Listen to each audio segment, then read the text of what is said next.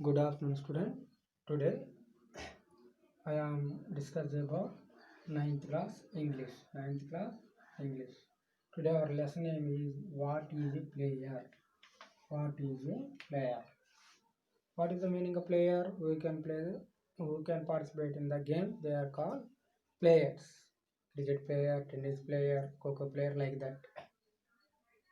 I am reading the poem carefully. After that, I will explain every line. A player is one who does not give up at the sight of the defeat. A player is one who does not give up at the sound of the buzzer, always giving what they have from one side of the court to the other. Understand? The poem, this poem. What is the poem name? What is a player? A player is one who does not give up at the sight of the defeat. Does not give up. Doesn't give up means leave. This is the meaning of give up means leave. Does not give up. Does not leave.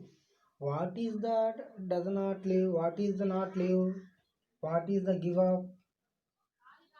The sight of the defeat. Defeat. Failure. For example, some people are failing maths, science, English. That time the student felt in sorrowness, unhappy feelings. But we cannot become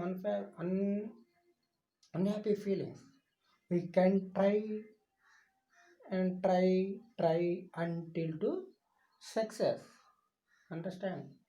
So suppose you defeat in the games, we cannot upset, we cannot worry, you cannot unhappy. You can try again until to success. That is the meaning of this line. And a player is one who does not give up with the sound of the buzzer. Buzzer means secrets. Some people are discussing about you when you fail, but you cannot. It is also give up. Does not give up. What is it does not give up?